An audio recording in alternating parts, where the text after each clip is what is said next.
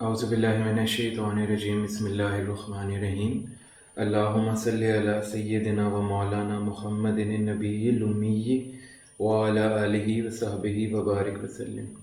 السلام علیکم خواتین و حضرات، پچھلے کچھ سیشنز میں ہم نے بہت تفصیلاً تذکرہ کیا تھا ان 3 سوالوں کا جو 3 سوال یہودی عالموں نے آپ صلی اللہ علیہ وآلہ وسلم کے جانب قریش مکہ کے تھرو بھیجے تھے کہ اگر رسول اللہ صلی اللہ علیہ وآلہ وسلم ان 3 سوالوں کے جواب عطا فرما دیں تو وہ واقعی اللہ کے سچے رسول ہیں۔ اور اس میں ہمیں اجاز صاحب نے بڑا تفصیلاً بتایا تھا کہ آپ صلی اللہ علیہ وسلم نے پھر ان تینوں سوالوں کے جواب دیے، اور یہودی بھی وہاں جتنے موجود تھے قریش مکہ اعتراض کرنے والے جو تھے وہ اپنا منہ چھپاتے پھر رہے تھے۔ سو یہاں سے ہم آگے سے سلسلے کو آگے بڑھائیں گے۔ جی سر۔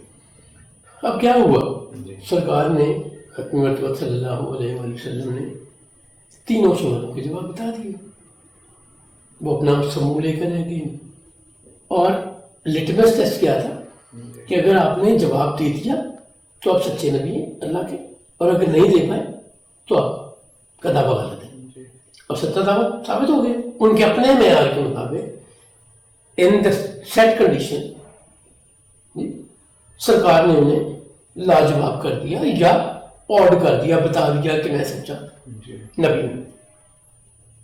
ایمان نہیں ہے، نہ یہودی سوال بھیجنے والے، نہ قریشی سردار۔ البتہ ایک کام ضرور ہوا کہ بہت سے لوگوں نے سوچنا شروع کر دیا۔ وہ جو ایک دم گین آئی نا 5 نبوی میں، میری ذاتی خیال میں اس کی بنیاد اس واقعی نے رکھی۔ یہ کوئی 4-5 نبوی کے درمیان کا کسی وقت واقعہ ہے۔ 5 نبوی میں ہجرت کرتے ہیں، پہلی ہجرت حبشہ ہوتی جس میں 18 لوگ ہیں، اور اس وقت تک ایمان لانے والے کو 25-26 لوگ ہیں۔ اب سرکار کا ظرف اور حوصلہ دیکھیں، اتنی بری اتنی مشکل صورتحال میں ٹوٹل ایمان کا اعلان کرنے والے کتنے؟ 25-26 غلام اور آزاد ملا کے۔ اور کتنے لوگوں کو جانے کی اجازت دے رہے ہیں حبشہ؟ 18۔ 2/3 آف دا فالوورز سرکار نے اجازت دی تھی۔ کتنا حوصلہ چاہیے؟ اتنے مشکل صورتحال میں کوئی ہو تو وہ سوچے گا یار ایک بندہ بھی کم نہیں ہونا چاہیے جی۔ اور آپ 2/3 کو کہہ رہے ہیں کہ تمہاری آسانی اس میں، یا بہت ظلم اور سختیاں ہو رہی، عادل رحم دل بادشاہ حبشہ کا نجاشی، تم لوگ وہاں چلے جاؤ۔ یعنی 25 میں سے 18 چلے گئے، 25 سے 26 میں سے 18 لوگ چلے گئے۔ اور دوسری ہجرت حبشہ ہوتی ہے 5 ہجری میں، درمیان میں 3-4 مہینے کا وقفہ ہوتا ہے۔ پہلی ہجرت حبشہ میں 18 لوگ ہیں، دوسری ہجرت حبشہ کرنے والے 86 لوگ ہیں۔ اس کا مطلب ہے 26 سے فگر کہیں 100 یا 100 سے بڑا ہوگا تو 86 گئے ہیں نا۔ بالکل جی۔ تو جو ایک دم اتنی بڑی چینج آئی ہے نا، اتنی انکریزنگ نمبر ہے ایمان لانے والوں کا، میرے نزدیک اس کی بنیاد یہ واقعہ ہوتا ہے جو یسرب جا کے سوال پوچھنا، سوال لانا، جی اتنی ہائپ کریٹ کرنا۔ اللہ نے کسی حکمت کے تحت 15 دن نہیں بھیجی نا، بے شک۔ وہی اللہ کے لیے کوئی مسئلہ تھا کہ اگلے لمحے اللہ جبریل کو بھیجتے اور جواب آتے تھے، یہی جواب آتے 15 دن بعد آئے ہیں۔ تو اللہ نے سچویشن کریٹ کی ہے نا کہ ہائپ کریٹ ہونے دو، ان کو یہ پھیلانے دو بات۔ اب جس کو نہیں بھی پتہ تھا نا اس کو بھی پتہ چل گیا، اور جب اس کو بھی پتہ چل گیا تو اس کو یہ انٹرسٹ بھی ڈیولپ ہو گیا کہ اچھا سرکار ختمی مرتبہ ابن عبداللہ ابو القاسم جواب دیتے ہیں یا نہیں دے پاتے۔ سر یہاں سوال تھا کہ وہ جو نذر بن حارث اور یہ جو گروہ تھا جو گئے تھے اور جن کا پلان تھا، وہ لوگ نہیں لائے، مطلب وہ بھاگ گئے وہاں سے، ایمان نہیں لائے۔ اچھا، بدر میں مارے گئے۔ ٹھیک ہے، اس پہ آگے ہم جب چلیں گے تو ڈیٹیل ہے۔ میں اس کانٹیکسٹ میں بات تھوڑی اچھا، ایمان ہمارے مالک کی دین ہے جی، لیکن میں اس کانٹیکسٹ میں یہ میرے ذہن میں بات آ رہی تھی کہ دیکھیں اب نیک نیتی سے اگر آپ کچھ بھیجتے ہیں یا نیک نیت سے کام کریں تو آپ کو رستہ مل جاتا ہے۔ دیکھیں یہ ممکن نہیں ہے کہ میں اور آپ اس کائنات کے رب سے ہدایت مانگیں اور وہ نہ دے. لیکن آپ کا جو مائنڈ ہی یہ ہو کہ میں میں ہدایت ہی نہیں مانگ ہی نہیں رہا, الٹا پلاننگ کر رہے ہوں. جی سر, تو پھر تو میں اس کی مخالفت میں چل رہا ہوں. جی. اور پیر وارث شاہ صاحب کا ایک بڑا شعر اچھا ہے, وارث مان نہ کر وارثاں دا, رب بے وارث کر مار دے. پہلے تو میں ان کی شاعری کی سکل سے بڑا امپریس ہوں. ایک لفظ ہے وارث, جو ان کا نام بھی ہے, اس کا استعمال 2 مصروں میں 3 دفعہ کیا ہے. اس کا ترجمہ بھی بتا. رب کیا کہتے ہیں, وارث اپنا نام, مان نہ کر وارثاں دا, اپنے پچھلوں کا, اپنے قبیلے کا, اپنے بچوں کا, اپنی فیملی پہ مان نہ رکھو کہ میں بہت تگڑا ہوں. رب بے وارث کر مار دے. وہ مالک چاہے تو یہ سب ختم ہو جاتے ہیں اور تم اکیلے رہ جاؤ گے. ایک مومنٹ کے لیے کسی کو بڑا غرور اور تکبر ہے, اپنی قبیلے, طاقت, ایسٹس, روب, انفلوئنس, اختیار, ایک زلزلہ آتا ہے, سارے فارغ ہو جاتے ہیں اور وہ اکیلا رہ جاتا ہے. مالک وہ ہے جو اس کی طاقت رکھتا ہے. تو اس پہ غرور, تکبر, مان کرنا, فخر کرنا کسی کام کا نہیں. اب لوگوں نے سوچنا بہت شروع کر دیا کہ محمد نے جواب بھی دے دیے, ٹھیک جواب بھی دے دیے, ورنہ یہودی کہنا چاہیے تھا کہ غلط باتیں کر رہے ہیں. وہ تو مان رہے ہیں کہ ٹھیک بتایا, ایمان تو نہیں لائے. لوگوں نے سوچنا شروع کر دیا اور اس کا رزلٹ 1.5-2 سال بعد 5 نبوی میں آتا ہے کہ ایک دم نمبر گرو کرتا ہے. جی پریشانی نہیں, قریش کی پریشانی ابھی بھی نہیں ہے کہ یہ جو دین پھیل رہا ہے, جو دن بدن لوگوں نے نئے دین کو اپنانا شروع کر دیا, سچے دین کو اپنانا شروع کر دیا, اسے کیسے روکیں. اب ایک سردار ہے جس کا ہم بڑا ذکر کرتے رہتے ہیں, ولید بن مغیرہ. ولید بن مغیرہ چچا ہے ابو جہل کا, اور بنی مخزوم کا سردار ہے. بنی مخزوم بڑا اور تگڑا قبیلہ ہے, بہادر قبیلہ ہے. اور ولید بن مغیرہ بہت امیر آدمی ہے, 10 بیٹے, کسی ایک بیٹے کو بھی وہ تجارت کے لیے باہر نہیں بھیجتا, غلاموں کو بھیجتا ہے. غلام بھی بے حساب ہے جی. اور دوسرا اس کا عادت یہ ہے کہ 10 قبیلے مل کے ایک سال بیت اللہ کا غلاف بنواتے, اور ایک سال اکیلا ولید بن مغیرہ. سخی بھی بہت ہے. اس نے لوگوں کو اعلان کروایا ہوئے ارد گرد بھی, صرف مکہ میں نہیں, ارد گرد بھی, اگر کوئی سود میں, قرضے میں پھنس جائے تو میرے پاس آ جائے, اور یہ ان کی جگہ پیسے دے کے ان کو نجات دلاتا ہے. آج کل ایک اور نوجوان ہمارے دیکھ سن رہے ہیں, تو آج کل ڈیجیٹل لون کا بڑا سلسلہ چل رہا ہے.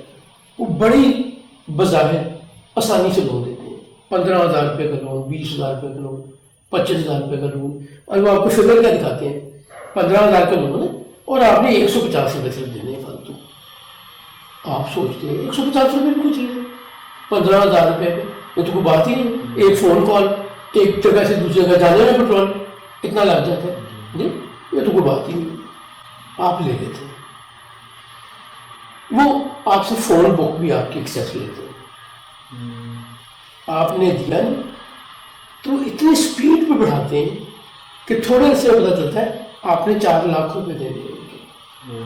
وہ جو سود کا, غرمت کا اتنا سخت حکم جو ہے, یہ اس زمانے کے سود کی طرح ہے جب 100%, 150% سود دیا جاتا ہے. تو ود ان نو ٹائم 15,000 سے 4 لاکھ, 5 لاکھ. پھر وہ کیا کرتے ہیں, پھر وہ آپ کی فیملی کو فون کرنا شروع کرتے ہیں. فون بک کی ایکسیس ان کے پاس ہے, آپ کی مسز کو, آپ کی بہن کو, آپ کے والد کو, آپ کی والدہ کو, اور شرمندہ کرتے ہیں. کانفرنس کال کرتے ہیں اور ان کو ٹیز کرتے ہیں. پچھلے دنوں ایک لڑکے نے خودکشی بھی کی ایسے ہی کیس میں جی.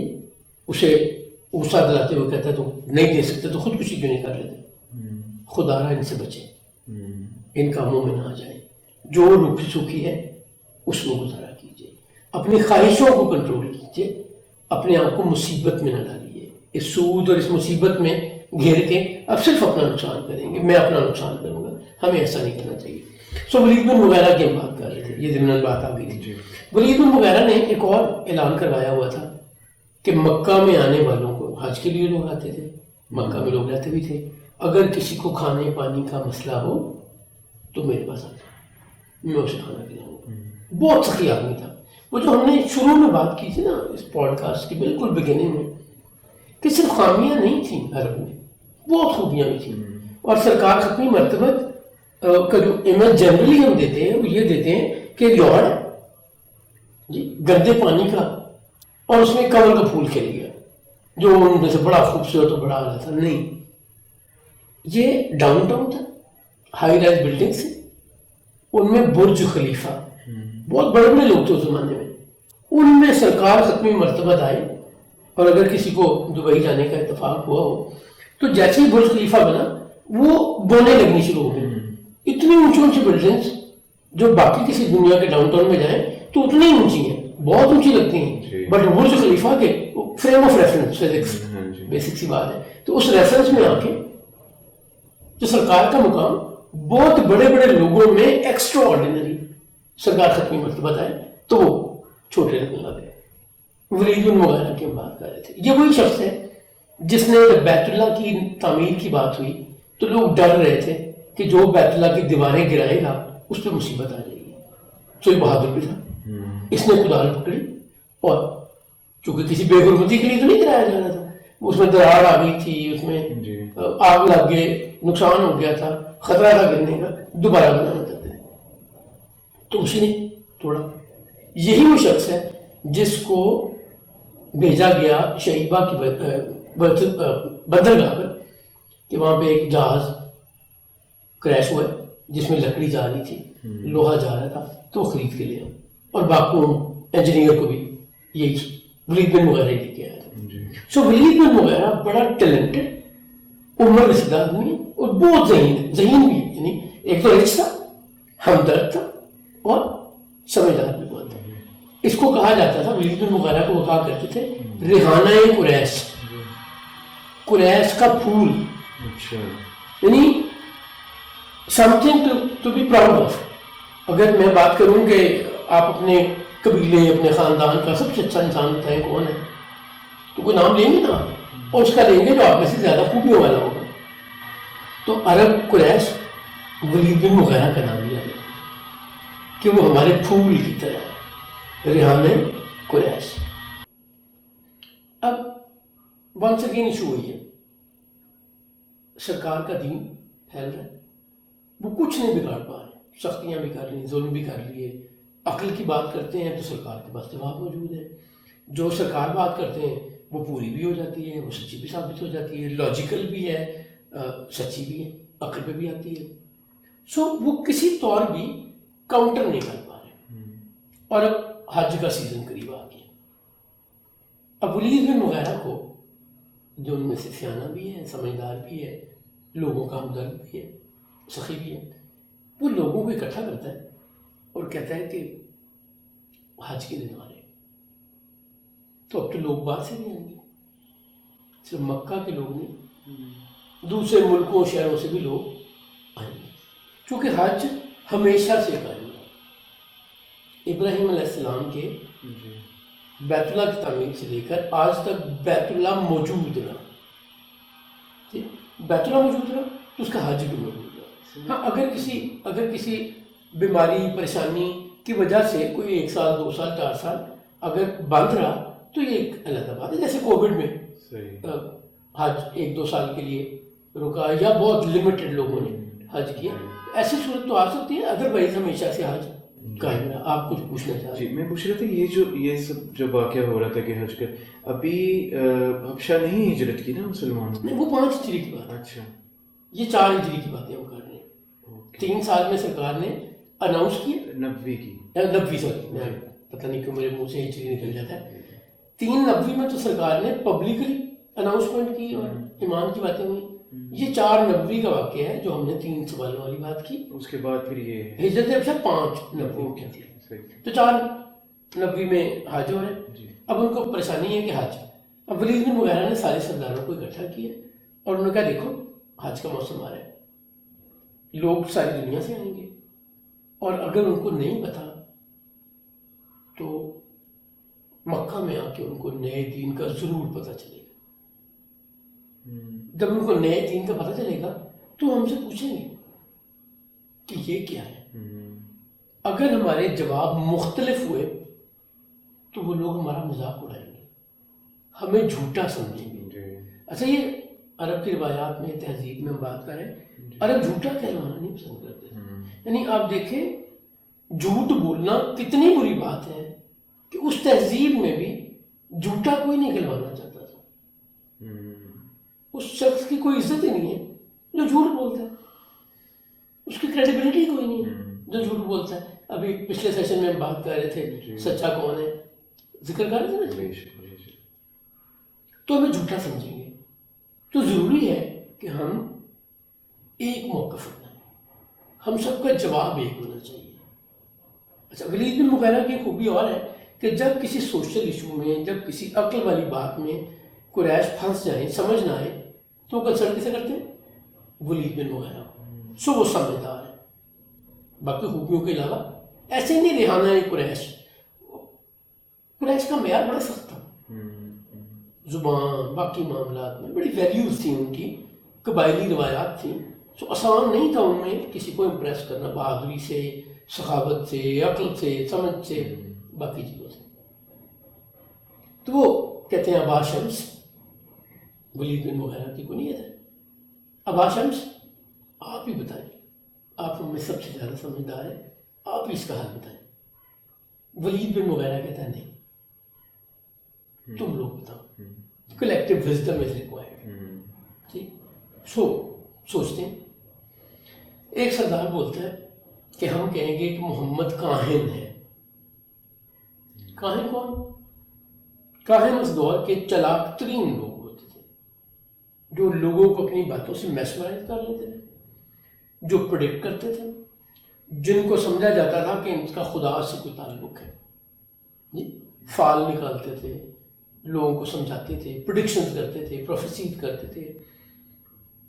تو ہم کہتے ہیں محمد کاہن ہے. ولید بن مغیرہ کہتا ہے کیا ہم کاہنوں کو جانتے نہیں؟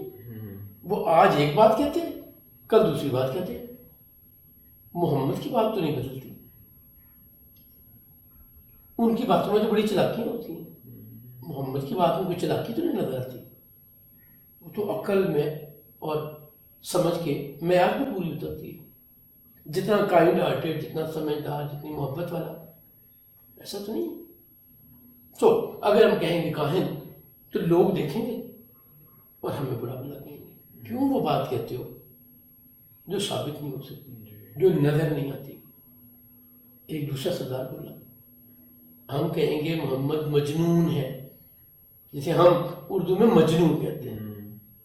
ولید بن مغیرہ ایک دفعہ پھر انٹرپٹ کرتا ہے, کہتے ہیں مجنون نہیں دیکھے ہم نے جی, ان کو تو ہوش نہیں ہوتی, ان کی باتیں بے ربط ہوتی ہیں, کبھی کچھ کبھی کچھ. نہ انہیں کپڑوں کا ہوش ہے, نہ انہیں بات کرنے کا ہوش ہے. کبھی عقل والی بات کرتے ہیں, کبھی ہم عقل والی بات کرتے ہیں. کبھی محمد نے ایسا کیا, کبھی اس کے لباس کو تم لوگوں نے گندا دیکھا. اچھا, یہاں پہ ایک اور بڑی امپورٹنٹ چیز ہے. ہم چونکہ اس کلچر میں ہندو کلچر سے بڑا انفلوئنس لیا ہم نے, ہمیں کوئی ایسا شخص ملے جس کے کپڑے بھی گندے ہوں, جس کا حلیہ بھی عجیب و غریب ہو, پتہ نہیں پاک بھی ہو یا نہیں ہو, ہم اس کو بابا سمجھ کے اس کے پیچھے چل پڑتے ہیں جی. کوئی اس سے بانڈ کا نمبر پوچھتا ہے, کہ اس کے میچ کے جیتنے کے ہارنے کی بات پوچھتا ہے. کوئی کہتا ہے یہ جس کو گالی دے دے اس کی تو دنیا اور آخرت دونوں سنور جاتی ہے. کوئی کہتے ہیں یہ ڈنڈا مار دے جس کو, اس کی موج لگ جاتی ہے. پتہ نہیں شریعت بھی کس لیے آئی تھی جی.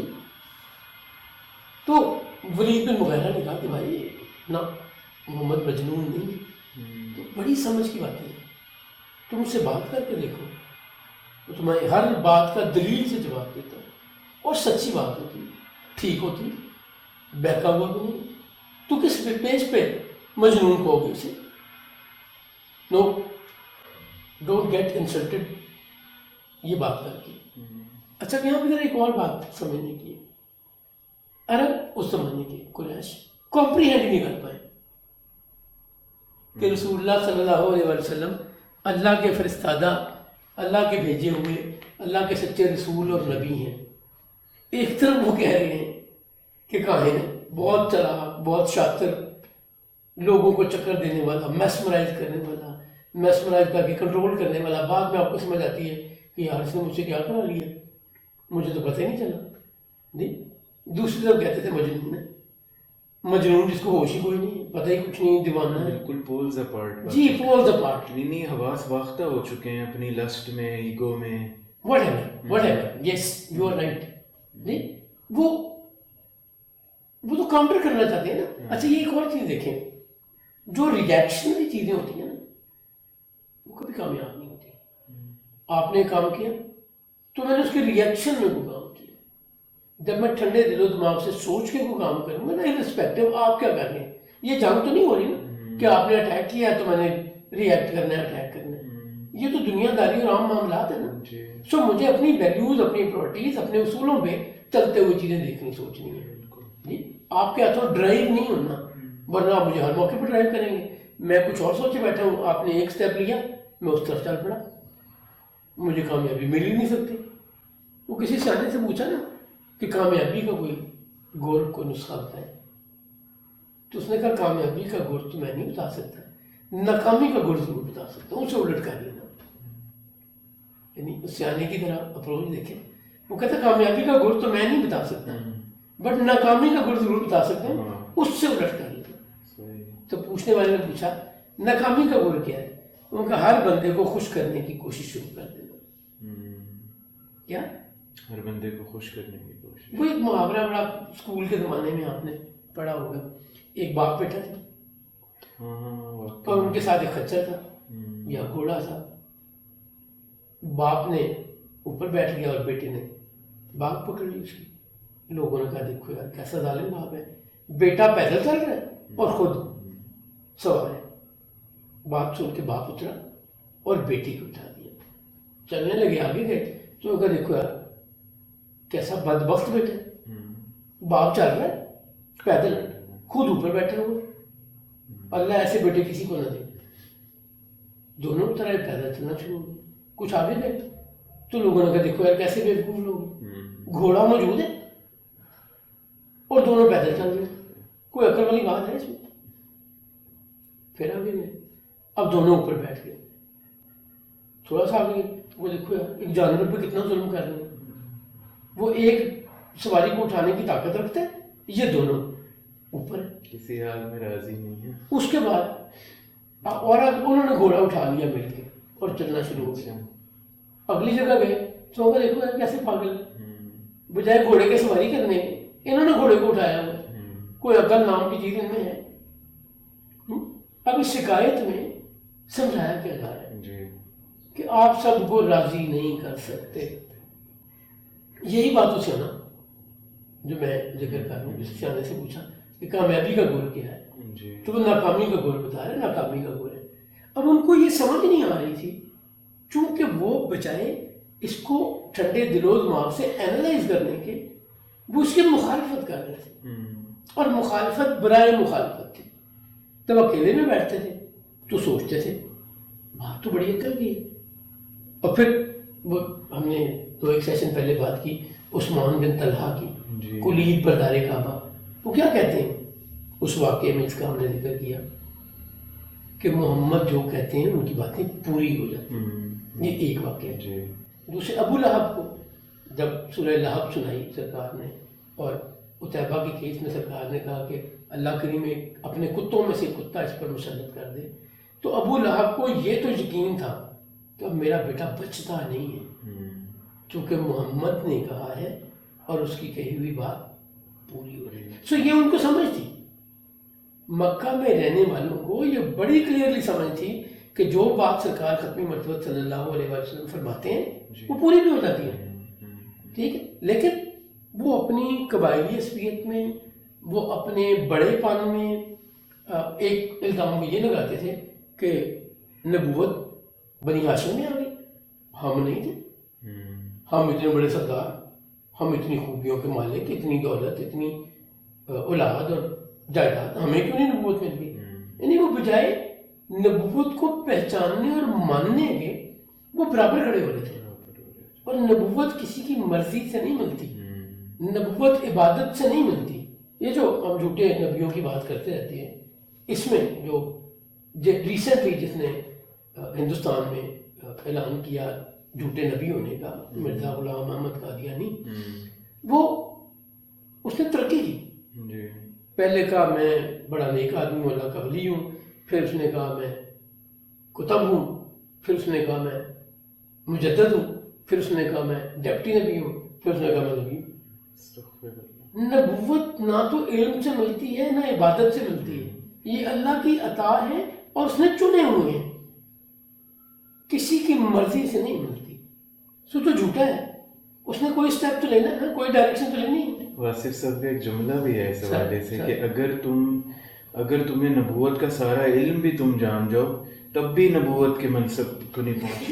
نبوت کا علم نا، نبوت اللہ نے، تب بھی وہ اللہ مجھ پہ مہربانی کرے کہ مجھے پہچان ہو جائے نبوت کی اور میں سمجھ جاؤں، یہ تو علم آ سکتا ہے، نبوت نہیں سر، وہ مالک ہے. سو ختمی مرتبہ صلی اللہ علیہ وسلم پر اللہ نے نبوت ختم کر دی. اس کا احسان ہے کہ اب ہمیں دین بھی مکمل مل گیا اور ختم نبوت بھی مل گئی. حج کا موسم آیا ہوا ہے، 4/90. پریشانی یہ ہے کہ جب لوگ حج کرنے آئیں گے مکہ میں تو آپ کے ان کو دین کا پتہ چلے گا، وہ پوچھیں گے، اور اگر ہمارے جواب ایک جیسے نہ ہوئے تو پریشان ہوں گے. پہلی آپشن دی گئی کسی سردار کی طرف سے کہ ہم کہیں گے محمد کاہن ہے، ولید بن مغیرہ نے رول آؤٹ کر دیا. دوسرے سجیشن آئی کہ ہم کہیں گے کہ محمد مجنون ہے، ولید بن مغیرہ نے ایک دفعہ پھر آرگومنٹ کے ساتھ اسے رول آؤٹ کر دیا. اب ایک اور تیسرا سردار بولا ہم کہیں گے محمد شاعر ہے اور اس کی شاعری بڑی کمال ہے. اب ان کا مسئلہ تو یہ ہے کہ نبی نہ لوگ سمجھیں، رسول نہ سمجھیں، کچھ اور سمجھیں. ولید بن مغیرہ ایک دفعہ پھر وہ کہتا ہے ہم سے زیادہ کوئی زبان نہیں جانتا، زبان پہ کسی اور کو ہم سے زیادہ عبور ہے. محمد کی باتیں جن کو تم شاعری کہہ رہے ہو، شاعری کے کس صنف میں آتی ہیں؟ جیسے میں اگر آج کے دور کی بات کروں، کیا وہ غزل ہے، وہ نظم ہے، وہ دوڑے ہیں، وہ ربائی ہے، وہ آزاد نظم ہے، جی وہ مرثیہ ہے، وہ کیا ہے؟ وہ سارے چپ ہے. وہ کہتے کیوں اپنی زبان کا، اپنے ہنر کا، اپنے قبیلے کا، عرب کی عزت گوا رہے ہو تم لوگ؟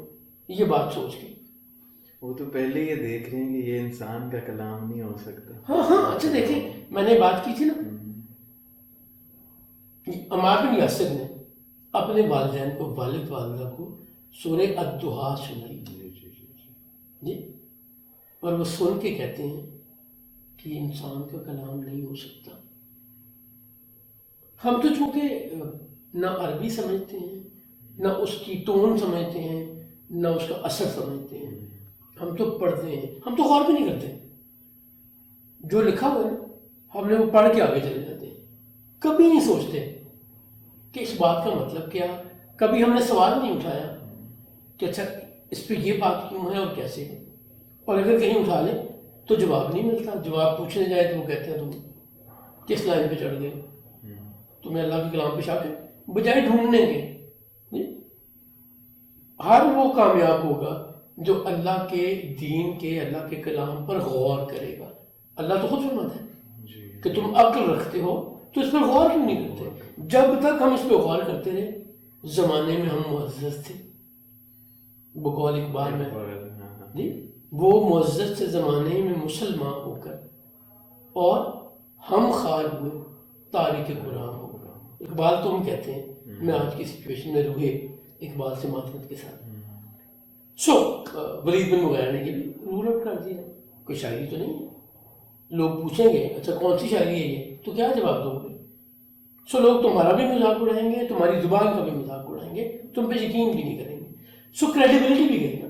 اچھا ان کو تھریٹ بھی کیا ہے کہ ایک تو نقصان ہوگا, دوسری کریڈیبلٹی جائے گی. اس نے کہا نہیں بھائی غور کرو, ہمیں کچھ اور سوچنا پڑے گا. جی ایک اور سردار بولا ہم کہیں گے محمد جادوگر ہے, اس کی باتوں میں جادو ہے. ایک دفعہ پھر کبھی محمد کو گرہیں باندھتے دیکھا دھاگوں کی. سورہ فلق گرہیں باندھنے والی یا والے اللہ ذکر کرتا ہے, چونکہ اس زمانے میں جادو کرتے ہوئے گرہیں شاید آج بھی باندھتے ہوں, ہم چونکہ ایکسپیرینس یا ایکسپوجر نہیں رکھتے ایسے جادو ٹونے کرنے والوں کا, تو ہمیں اندازہ نہیں ہے. محمد کو کبھی گرہیں باندھتے دیکھا, کبھی پھوکے مارتے دیکھا, کبھی ایسی بات کرتے دیکھا جس کو عقل نہ مانتی ہو, کوئی شوردہ بازی کی ہو, کوئی چیز غائب کر دی ہو, کسی کو نقصان پہنچا دیا ہو, جی کسی پہ نیگیٹو کام کرتے ہوئے دیکھا. اب تو سب دارالندوہ میں یا ولید بن مغیرہ کے گھر میں یہ انفیکشن ہوا. اب سارے پریشان اور خاموش ہیں, سوچ رہے ہیں, کچھ سمجھ نہیں آ رہی. ایک سردار بولتا ہے ابا شمس آپ ہی ہمیں بتائیں, آپ ہم سب میں سے تجربہ کار ذہین عقل رکھتے ہیں, آپ ہمیں بتائیں کیا ہے, کیا کہیں. اب ولید بن مغیرہ شاید پہلے سے سوچے بیٹھا ہو اور دیکھنا چاہتا ہو کہ اس سے بہتر کوئی رائے آ سکتی ہے یا نہیں, یا اس گفتگو کے بعد سوچا ہو. ادھر میں ولید بن مغیرہ کہتے ہیں اب ہمارے پاس ایک اچب ہے. جب یہ سارے مولب کیے ہیں نا, تو یہ سردار بولا نہ ہم کاہن کہیں گے, نہ ہم مجنون کہیں گے, نہ ہم شاعر کہیں گے, نہ ہم جادوگر کہیں گے, تو کیا ہم محمد کی تعریفیں کریں گے لوگوں کے آنے میں. اب یہ سارکیسٹک ہو رہا ہے کہ ہم کچھ کہہ بھی نہیں پا رہے, کوئی ایسی بات بھی نہیں مان رہے, تو کیا کریں, تعریفیں کریں لوگوں کے سامنے. تو ولید بن مغیرہ کہتے ہیں ایک ہی بات ہے جو ہم لوگوں کو کہہ سکتے ہیں. وہ سارے ایکسائٹڈ ہوتے ہیں, جس کو ہم اردو میں کہتے ہیں کان کھڑے ہو گئے اور توجہ لگا کے سنتے ہیں. ولید بن مغیرہ کہتا ہے ہمارے پاس سولوشن یہ ہے کہ جو کوئی مکہ میں آئے اسے ہم کہیں کہ محمد کی باتیں نہ سننا. جو اس کی باتیں سنتے ہیں وہ اپنے بہن بھائیوں, ماں باپ, بچوں کے خلاف ہو جاتے ہیں, بھائی بھائی کے خلاف ہو جاتے ہیں, یونٹی ختم ہو جاتی ہے, ایک دوسرے کے مخالف ہو جاتے ہیں, ایک دوسرے کی جان قربان کرنے کے لیے تیار ہو جاتے ہیں. سو بچو, اپنا دین بچاؤ. جی یعنی ایموشنل اسپیکٹ سے وہ, اور پلس ایسی بات جو کسی نہ کسی حد تک سچائی بھی تھی نا, کہ جو ایمان پہ آ گیا وہ ایمان پہ قائم ہو جاتا تھا. اس کا بھائی ایمان پہ نہیں ہے تو وہ کہتا ہے میں نے ایمان نہیں چھوڑنا. نہیں, سعد ابن ابی وقاص کے ہم نے 2-3 سیشن پہلے بات کی کہ والدہ نے ضد کی ایمان چھوڑ دو نہیں تو میں جان دے دوں گی, وہ قائم رہے, مار پیٹ پہ بھی قائم رہے. تو ان کو یہ بات سمجھ آئی, یہ اپیل کی ان کے بعد. ان کا ہاں دس میک سینس, جھوٹ بھی نہیں ہے اس میں کوئی, اور ہم لوگوں کو ڈرائیں گے کہ تمہاری یونٹی ختم ہو جائے گی. ہماری یونٹی ختم ہو گئی ہے محمد کی وجہ سے. اب ایک اور کام انہوں نے کیا کہ جتنے رستے مکہ میں آتے تھے انٹر ہونے کے, جس ڈائریکشن سے لوگ آیا کرتے تھے وہاں انہوں نے لوگ بٹھا دیے. یمن سے آنے والے راستے میں اٹھا دیے, یثرب سے آنے والے راستے میں اٹھا دیے, قریب کی آبادیوں یا قبیلے جدھر سے آتے تھے ہر راستے میں انہوں نے لوگ بٹھا دیے. جو کسی کے انٹر ہونے سے پہلے ہی کہتے تھے تم حج کرنے آئے یا ایک شخص نے نیا دین نکالا ہے, اس کا نام محمد ہے, اس کی باتیں نہ سننا. اس کی جو باتیں سنتے ہیں گم ہو جاتا ہے, اور پھر اس سے نہ اپنے ماں باپ کی فکر رہتی ہے, نہ بہن بھائیوں کی فکر رہتی ہے, آپس کا اتحاد ختم ہو جاتا ہے. تم ہمارے مہمان ہو یہاں پہ, ہم تم پہ میزبان ہونے کی حیثیت سے فرض سمجھتے ہیں کہ تمہیں سچ بتائیں, تم پہ احسان کریں, بچ جاؤ. تو یہ دوسرا کام عمرو بن شام ابو جہل نے, اس نے لوگوں سے کہا محمد کے قریب نہ جانا, اور جلدی لوگوں کو واپس بھیجنے کے لیے اس نے کیا کہا تم حج کے یہ رکن جیسے شیطان کو کنکریاں مارنی ہیں, منا جانا ہے, مزدلفہ جانا ہے, عرفات جانا ہے, تمہیں ضرورت نہیں ہے. ہم یہاں کے سردار، یہاں کے رکھوالے اللہ کے، اللہ نے ہمیں اس کا متولی بنایا ہے، طاقت دی ہے یا ہمارے حوالے کیا ہے، ہم تمہاری جگہ یہ سارے کام کر لیں، اللہ کو بھی جواب دے دیں گے، تم پریشان نہ ہو۔ تو اللہ کریم نے قرآن کریم کا حکم بھیجا، وہی بھیجی، یہ جو کہتا ہے کہ ہم سنبھال لیں گے، تمہارے گناہوں کا بوجھ اٹھا لیں گے، یہ اپنے گناہ بھگت لے گا۔ سو انہوں نے پوری کیمپین چلائی ہوئی ہے۔ اب جو مکہ حج کرنے آ رہے ہیں اس کو یہ انٹرسیپٹ کرتے ہیں اور بتاتے ہیں۔ اب اس سے سب سے بڑا فائدہ کیا ہوگا؟ الٹا فائدہ ہو گیا، جس کو نہیں پتہ چلنا تھا یا پتہ تھا رسالت میں آپ صلی اللہ علیہ وسلم اور اللہ کے سچے دین کا، اسے بھی پتہ چل گیا۔ وہ بوجھ اٹھانے سے میرے ذہن میں آیا، جی جی، یہاں یہ بات کر رہے، ادھر حضرت عمر رضی اللہ تعالیٰ انہوں نے بوری نہیں اٹھانے دی تھی اپنے دور خلافت میں، ایسے ہی میرا بوجھ اٹھاؤ گے تو۔ اچھا، وہ بڑے لوگ ہیں، ہدایت پہ آ گئے۔ سو اب جس کو نہیں پتا تھا اسے ہی پتہ چل گیا، اس سے اگلا کام کیا ہوا؟ اب یہ لوگ حج کر کے واپس جا رہے ہیں، تو جس جگہ سے گزرنی ہے وہاں پہ ذکر کر رہے ہیں، مکہ میں نبی آیا ہے جو یہ کہتا ہے نیا دین آ گیا ہے، بچ جاؤ، یہ ہو جائے گا، وہ ہو جائے گا۔ سو جس کو نئی انفارمیشن تھی، یوں سمجھ لیں آج کے سوشل میڈیا کی طرح، کیا ہوتا ہے ادھر سے خبر آتی ہے، ہم نہیں تحقیق کرتے یہ سچ ہے یا جھوٹ ہے۔ میری ساری کوشش یہ ہے کہ حسن کو سب سے پہلے میں میسج بھیج دوں، اگر کسی اور نے بھیج دیا تو اجازت تو بس رہ گئے ٹور، ہاں، یا انفارمیشن اپڈیٹ رہنا۔ ہم کرتے یہ ہیں، سچ جھوٹ نہیں دیکھتے، سچ جھوٹ نہیں دیکھتے۔ بہت دفعہ یہ ہوتی ہے کسی اور ملک کی خبر یا ویڈیو ہوتی ہے اور چلائی ہوتی ہے، 5 سال پہلے کا واقعہ ہوتا ہے، ہم کہتے ہیں آج صبح یہ ہوا ہے۔ اور آپ صلی اللہ علیہ وسلم کی حدیث مبارکہ بھی ہے نا کہ کوئی خبر پہنچتی ہے، مفہوم عرض کر لوں، کہ اس کی پہلے تحقیق کر لیا کرو۔ قرآن کریم بھی کہتا ہے کہ جب فاسق تمہارے پاس کوئی خبر لائے تو پہلے تحقیق کر لیا کرو۔ سرکار کا فرمان ہے کہ جھوٹے کے، کسی شخص کے جھوٹے ہونے کے لیے یہی کافی ہے کہ وہ ہر سنی سنائی بات کو بغیر تصدیق کے آگے بھیج دے، بتا دے۔ ہم تو یہ کام یوں کر رہے ہیں جیسے یہ ہمارا دینی فریضہ ہے۔ میں نے کہا نا، ہم انفارچونیٹلی اشفاق صاحب کی زبان میں ہماری خوبی یہ ہے کہ ہم اللہ کو ایک مانتے ہیں، اور پھر وہ کہتے ہیں ہماری برائی ہے کہ اللہ کی ایک نہیں مانتے۔ میں اسے یوں کہتا ہوتا ہوں کہ جس کام سے ہمیں روکا گیا ہم وہ کام کرتے ہیں، جس کام کے ہمیں کرنے کا حکم کیا ہم وہی کام نہیں کرتے۔ اب وہ جہاں سے گزر رہے ہیں، جس سرائے پہ ٹھہر رہے ہیں، جو انٹریکٹ ہو رہا ہے، اچھا اس زمانے میں لوگوں کی انفارمیشن کیسے بڑھتی تھی؟ ایک دوسرے سے ملتے تھے اور پوچھتے تم فلانے شہر سے آئے ہو تو کیا احوال ہے، کیا معاملات چل رہے ہیں، کاروبار کیسا ہے، وہاں کے موسمی حالات کیسے ہیں، کون سی چیز خریدنی چاہیے، کون سی بیچنی چاہیے، امن سکون ہے کہ نہیں، میں وہاں جاؤں یا نہ جاؤں۔ کیونکہ یہ سوچ تو نہیں تھا کہ میں نے گوگل پہ لکھا اور انفارمیشن مل گئی، یا کہ میں نے بک اٹھائی اور اس میں ٹریول لاگ لکھا ہوا، ایسا نہیں تھا۔ نہ ہی ویڈیوز آتی تھی کہ میں گیا ہوں یہاں پہ، یہ اسٹیشن ہے، یہ کھانا ہے، یہ آسانی ہے، موسم اس قسم کا ہے۔ تو لوگوں کے آپس کے ایکسچینج سے ہی انفارمیشن ملتی تھی، علم ملتا تھا، نالج ملتا تھا۔ سو جہاں تک بات نہیں، یعنی جس کو ایک زمانہ لگتا پہنچنے کے لیے وہ دنوں میں پہنچ گیا پیغام۔ اس کا نتیجہ یہ ہوا کہ اس کے بعد جو مکہ آتا تھا اس سے رسالت مآب صلی اللہ علیہ وسلم کا پتہ ہوتا تھا، اس کے علم میں ہوتا تھا، اس نے مانا یا نہیں مانا۔ سو پہلی اسٹیج تو ختم ہو گئی نا، وہ جس کو مارکیٹنگ میں انٹروڈکٹری اسٹیج کہتے ہیں۔ سو انٹروڈکشن تو اس کو آنے سے پہلے ہی ہو گیا، اسے مکہ میں انٹر ہونے سے پہلے پتہ چل گیا کہ نبوت یا نبی مکہ میں آئے۔ اس نے اسے مانا یا نہیں مانا یہ دوسرا لیول ہے، ورنہ تو پہلے مکہ میں آتا، پتہ چلتا اور سن کے چلا جاتا۔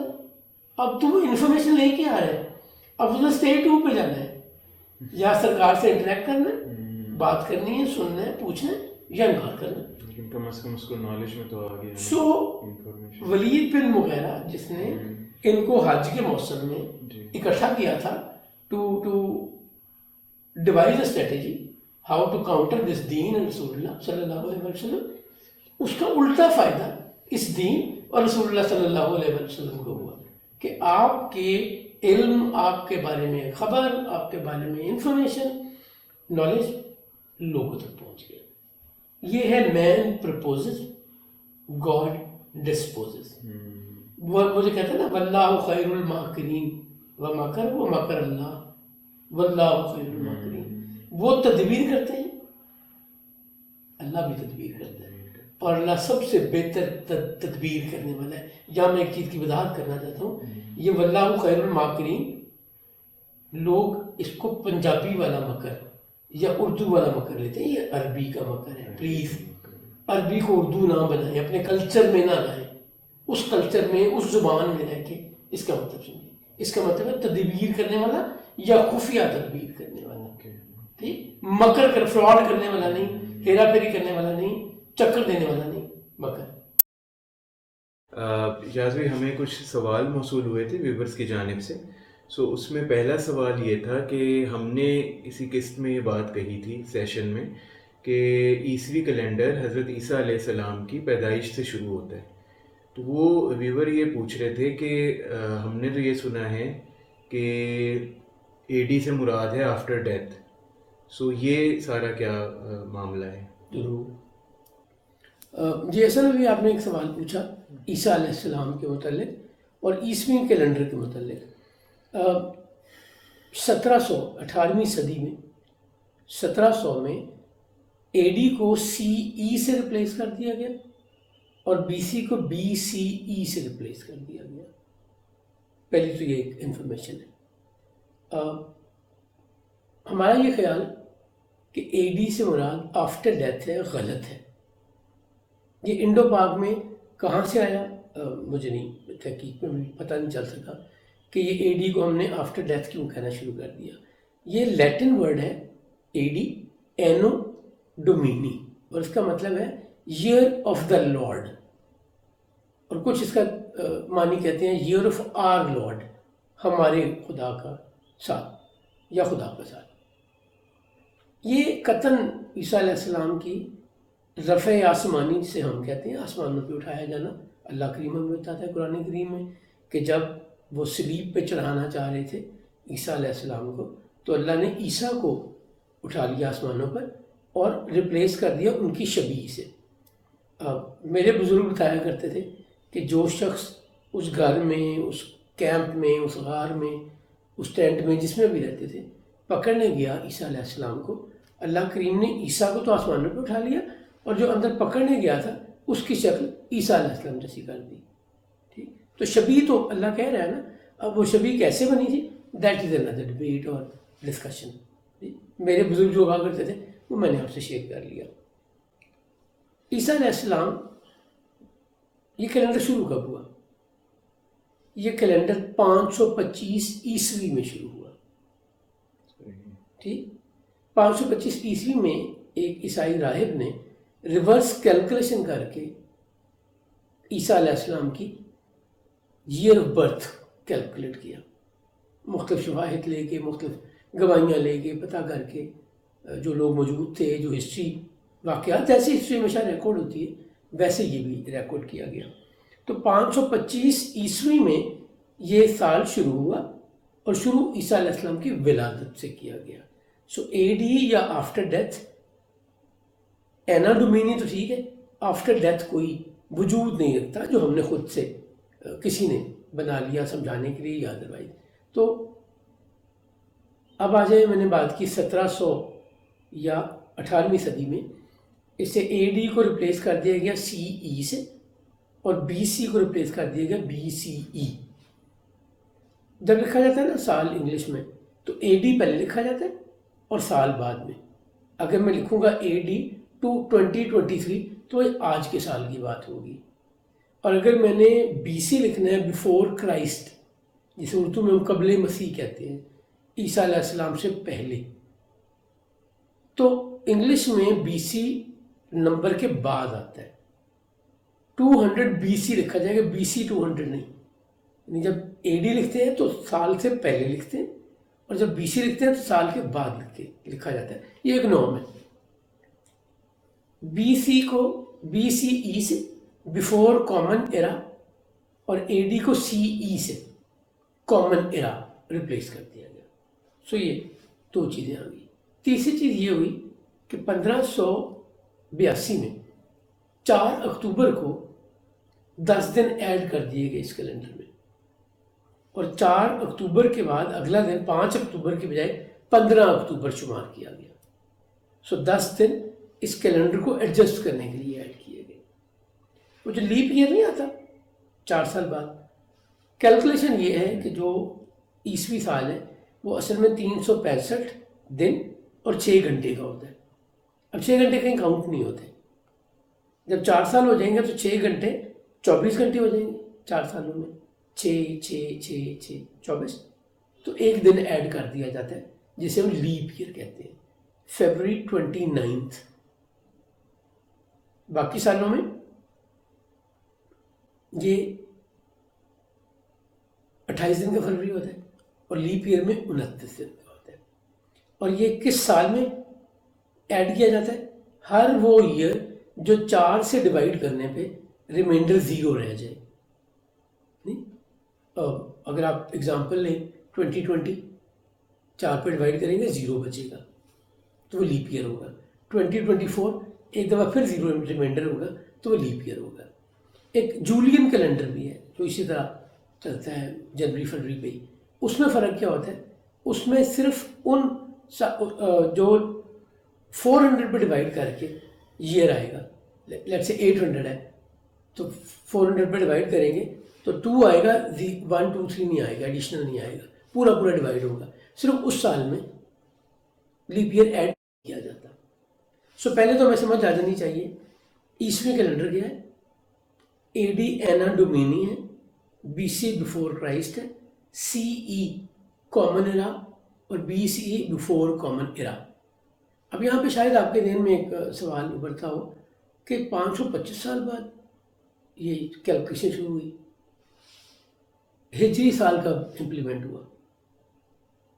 عمر فاروق، عمر بن خطاب کے دور میں جب آپ خلیفہ تھے تو ایک ڈاکومنٹ آپ کے سامنے آیا کہ میں ایک شخص دوسرے کو لکھ کے دے رہا ہے کہ میں یہ رقم تمہیں شعبان میں دوں گا.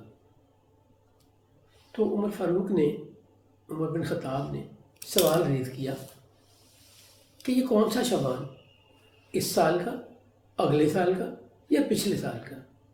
اب وہاں پہ تو کچھ نہیں لکھا ہوا تھا. تو انہوں نے یہ ایشو ریز کیا کہ ہمیں اپنا ایک کیلنڈر ڈیولپ کرنا چاہیے، ہمارا ایک کیلنڈر ہونا چاہیے. انہوں نے اپنی مجلس عاملہ بلایا، ان سے ڈسکشن شروع کی. مختلف رائے آتی رہی. کوئی کہتا تھا رومی کیلنڈر اڈاپٹ کر لیں، کسی نے کہا ہم عیسوی کیلنڈر اڈاپٹ کر لیں، کسی نے کہا ایرانی کیلنڈر اڈاپٹ کر لیں، کسی نے کسی اور کیلنڈر کا رائے دی. عمر بن خطاب کا خیال یہ تھا کہ نہیں، ہمارا اپنا انڈیپینڈنٹ کیلنڈر ہونا چاہیے، ہمیں کسی کا کیلنڈر نہیں اڈاپٹ کرنا چاہیے. تو انہوں نے کہا کہ ہم چاند کی بیس پہ لونر کیلنڈر چلائیں گے، کیونکہ عرب میں چلتا بھی یہی تھا، لونر کیلنڈر ہی چلتا تھا. اب دوسرا مسئلہ یہ آیا کہ یہ کیلنڈر شروع کب کیا جائے. عرب میں رواج کیا تھا؟ عرب میں رواج تھا کسی بھی بڑے واقعے یا کسی بڑی شخصیت کے نام سے حوالے سے کاؤنٹ شمار ہوتا تھا. کیلنڈر نہیں تھا، کاؤنٹ تھا. رسول اللہ کے آباء و اجداد میں کعب ایک بڑی شخصیت گزرے. کعب کی ڈیتھ سے شمار شروع ہو گیا کعب کے نام سے، 1 کعب، 2 کعب، 500 کعب، 400 کعب. کعب کا مطلب 500 کعب کا مطلب ہے کعب کی ڈیتھ کو 500 سال گزر چکے ہیں، اور ہر سال اس میں ایڈ ہوتا رہتا تھا. ٹھیک. اب ہم ایک شمار ہم سیرت میں اور اسلام میں بھی دیکھتے ہیں، نبوی شمار. وہ نبوی کیلنڈر نہیں ہے، وہ شمار ہے صرف. جب کہتے ہیں 5 نبوی کی بات ہے، 4 نبوی کی بات ہے، 3 نبوی کی بات ہے، وہ اعلان نبوت سے شمار شروع ہوتا ہے اور جتنے سال گزر جاتے ہیں اس کو نبوی سالوں میں شمار کیا جاتا ہے. ایک دفعہ پھر کہہ رہا ہوں یہ کیلنڈر نہیں ہے، صرف شمار کا طریقہ ہے. جب رسالت محمد صلی اللہ علیہ وسلم کی ولادت سے 55 دن پہلے ابرہہ حملہ کرنے آیا کعبہ پہ، تو اس کے بعد سے فیل سے شمار ہونا شروع ہو گیا. رسول اللہ نے اعلان نبوت 40 فیل میں کیا. ٹھیک. اب فیل چل رہا تھا.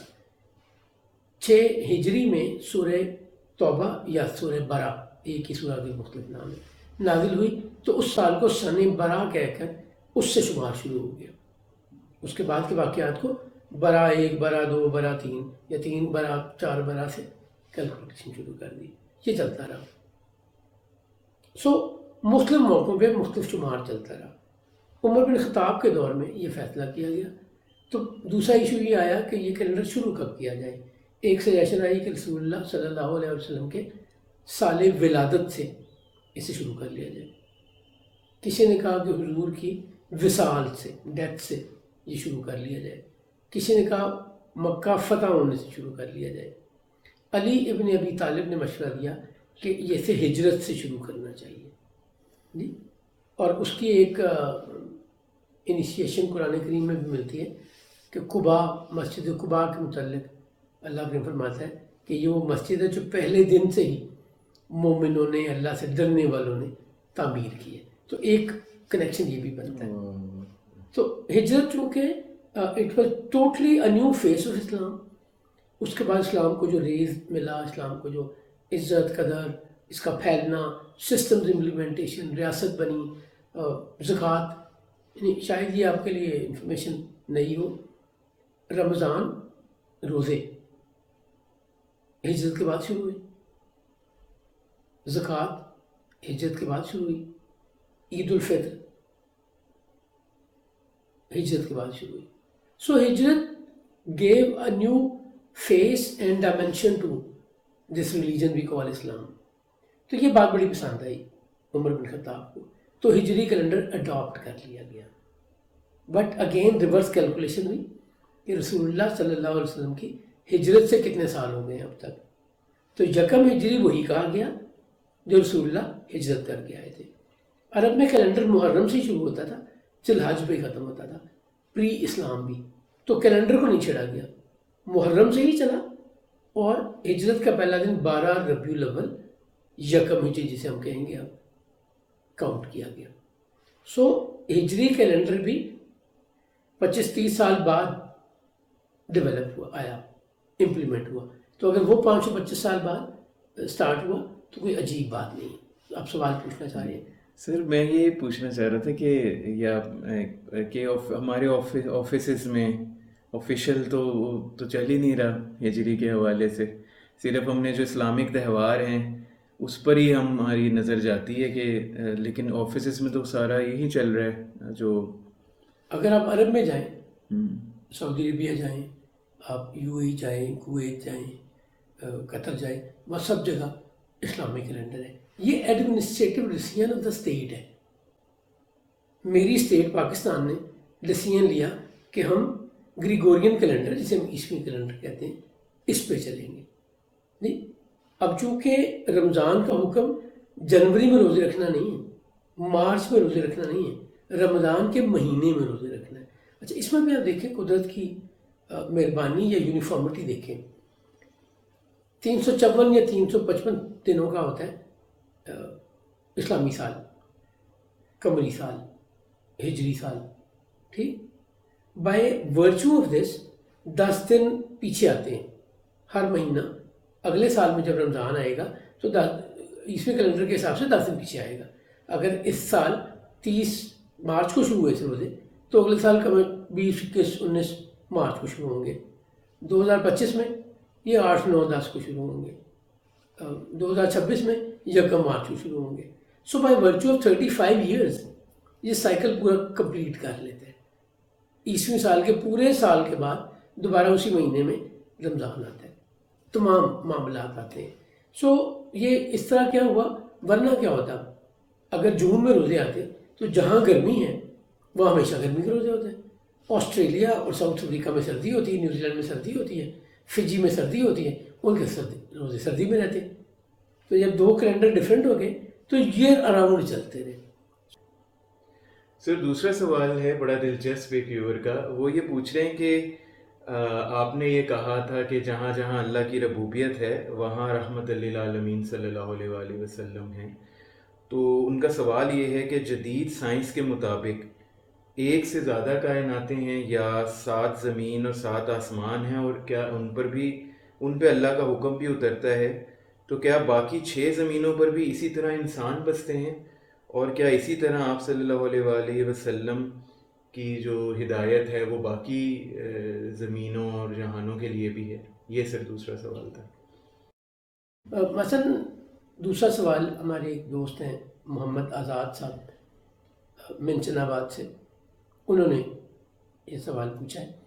سوال یہ ہے کہ ہم سنتے آئے ہیں یا کہتے ہیں کہ بڑی کائنات ہے، اور جب ہم سرکار کی بات کرتے ہیں تو رحمت للعالمین، اور ہم یہ کہتے ہیں کہ رسول اللہ صلی اللہ علیہ وسلم تمام جہانوں کے لیے رحمت بنا کر بھیجے گئے۔ عربی میں جب الف لام ال لگتا ہے تو اس کا مطلب ہوتا ہے تمام۔ اگر میں کہتا ہوں الحمدللہ رب العالمین، تمام جہانوں کا رب، تو اگر اللہ تمام جہانوں کا رب ہے عالمین کی وجہ سے یا العالمین کی وجہ سے، تو رسول اللہ رحمت للعالمین ہے العالمین کی وجہ سے۔ اور یہ کلیم میرا یا آپ کا نہیں ہے، یہ اس کائنات کا رب کہہ رہا ہے، وما ارسلناک الا رحمت للعالمین، کہ ہم نے آپ کو نہیں بھیجا مگر تمام جہانوں کے لیے رحمت بنا کر۔ یہ میں نے پہلے بھی ایک سیشن میں بات آپ سے کی تھی، یہ عربی زبان کا ایک اسلوب ہے کہ وہ نہ کے ساتھ کسی چیز کی اہمیت کو اجاگر کرتا ہے، نہیں کہہ کہ ہم نے نہیں بھیجا مگر asserting کلاز ہے، یہ asserting اسٹیٹمنٹ ہے۔ اللہ کریم اس کائنات کا رب ہے، مالک ہے، بنانے والا، چلانے والا، پالنے والا، اور اس حساب کتاب کے دن کے بعد بھی مالک وہی ہے، وہ حساب کتاب کے دن کا بھی مالک ہے۔ یعنی جو ہم دنیا جسے کہہ رہے ہیں اس سے پہلے بھی رب ایسے ہی تھا، جسے ہم دنیا کہتے ہیں اور عام زبان میں قیامت کہتے ہیں، قیامت کے بعد بھی وہ رب ویسے ہی رہے گا۔ سو ہمیشہ سے ہمیشہ رہنے والا رب ہے، ٹھیک۔ سو اس کی کائنات بھی، اس کی کائنات اس نے بنائی، اس نے کب بنائی ہماری کیلکولیشن ہو سکتی ہے، ڈیفینیٹی سے نہیں کہا جا سکتا اللہ کریم نے یہ کائنات کب بنائی، یہ کائنات کب ختم ہونی ہے اندازے لگائے جا سکتے ہیں، بٹ ڈیفینیٹی یقین کوئی نہیں ہے کہ یہ کائنات کب تک چلنی ہے۔ گیلیکسیز ہیں، بے شمار گیلیکسی ایسی ہیں جو millions and millions of light year دور ہیں۔ سو یہ کائنات کتنی وسیع ہے ہماری سمجھ سے باہر ہے۔ بنیادی طور پہ سوال آزاد صاحب کا یہ ہے کہ جو 7 زمینیں کہی جاتی ہیں یا کائنات کی اور جگہیں، کیا وہاں بھی انسان بستے ہیں؟ پہلا سوال یہ ہے۔ اور دوسرے رسالت میں آپ صلی اللہ علیہ وسلم کی نبوت رحمت کیا وہاں بھی موجود ہے؟ یہی سوال ہے نا؟ ٹھیک سمجھ لوں میں؟ ایسے ہی اللہ کریم نے تمام انبیاء اور رسول انسانوں میں بھیجے، کوئی جن انسان، کوئی جن نبی نہیں ہے، کسی عورت کو اللہ نے نبی نہیں بنایا۔ اللہ نے اپنا محبوب اس کائنات میں بھیجا، تو رسول اللہ کہاں پیدا ہوئے؟ مکہ میں، عرب میں، یا آج کے سعودی عربیہ میں، اور اس زمین پر جس پہ ہم رہتے ہیں۔ سرکار ختمی مرتبہ صلی اللہ علیہ وآلہ وسلم نے ساری زندگی کہاں گزاری؟ جسے میں عرب کہتا ہوں، حجاز میں، جی سب کے سامنے۔ آپ نے وصال کہاں فرمایا؟ مدینہ منورہ میں، جی اسی زمین پہ۔ تو میری تو بڑی بالکل آسان سی مجھے بات سمجھ آتی ہے کہ اللہ نے اس کائنات کے سردار کو دنیا میں بھیجا۔ اگر اس کے علاوہ کہیں انسان بستے ہوتے تو سرکار وہاں ضرور جاتے، سرکار وہاں ضرور رہتے۔ آپ پوچھنا چاہ رہے ہیں آپ رسالت میں آپ صلی اللہ علیہ وسلم کی رحمت للعالمینی یا رحمت تو تمام جہانوں کے لیے۔ اب تمام جہانوں سے کیا مراد ہے؟ اللہ جنوں کا ذکر کرتا ہے، جی جن وہ مخلوق جو اللہ نے آگ کے اس شعلے سے بنائی جو نظر نہیں آتی، تو جن بھی یہاں رہتے ہیں۔